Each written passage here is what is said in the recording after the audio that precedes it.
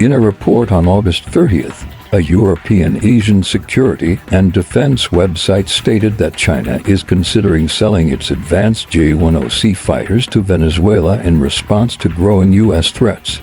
The report, titled "Rumors Point that China is considering selling its advanced J-10C fighters to Venezuela in response to growing U.S. threats," claims that Venezuela plans to use the J-10C to restore its air power. The introduction of Chinese training and technical support into Venezuela would force neighboring countries and the U.S. to readjust their regional strategies. This implies that the Chinese J-10s would be able to simulate attacks on U.S. southern cities like Houston. According to the website, Venezuela is preparing to purchase the J-10C to enhance its air defense capabilities due to the current tense situation. On August 20th, the U.S. sent an expeditionary force to Latin America under the guise of counter-narcotics. This force includes the USS San Antonio amphibious transport dock, the USS Iwo Jima amphibious assault ship, and the USS Fort Lauderdale amphibious transport dock, all of which have arrived off the coast of Venezuela. The U.S. dispatched an amphibious strike group to exert pressure and give momentum to opposition forces within Venezuela.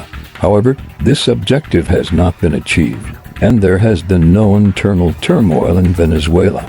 The U.S. Navy has also sent a Ticonderoga-class guided missile cruiser, 3 Arleigh-Burke-class destroyers, and a nuclear submarine to provide naval firepower. Additionally, 2,000 Marines have been deployed, ready to launch a ground assault at any moment. The USS Iwo Jima also carries US F-35B stealth fighters.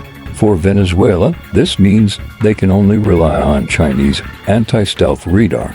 Although Venezuela has initiated a nationwide conscription program with 4.5 million people registered, its naval and air force equipment is far inferior to that of the U.S.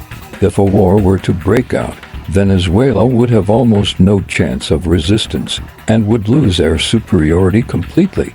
Therefore, Venezuela's decision to purchase the J-10 is an attempt to gain air superiority. The backbone of the Venezuelan Air Force consists of 22 Su-30 and 20 F-16 fighters, which cannot deter the U.S. military. The F-16s are outdated, 30-year-old aircraft, and the U.S. has a continuous embargo on their spare parts, so few are likely to be flyable. The Air Force likely relies on its Su-30s.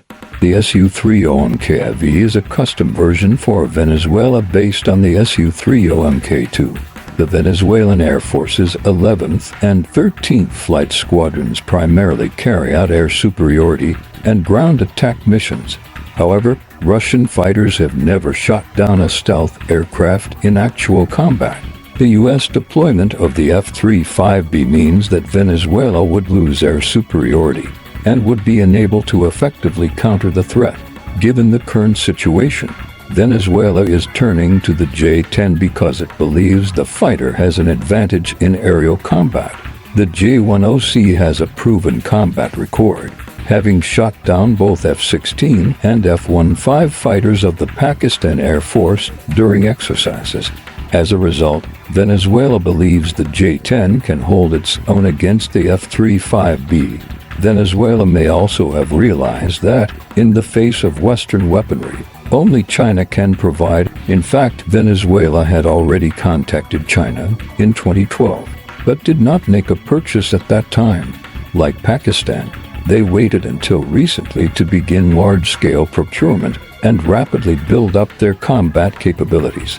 According to the European Asian Security and Defense Report, Venezuela has recognized that its naval defense forces cannot prevent U.S. military access.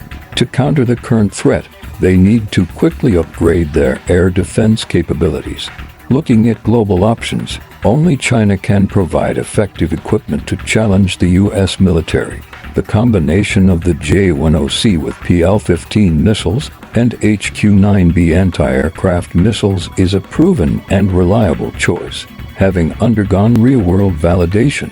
However, Venezuela should be reminded that this equipment cannot be delivered overnight. Furthermore, Purchasing the aircraft requires a comprehensive support and logistics system, including surface-to-air missiles and radar systems.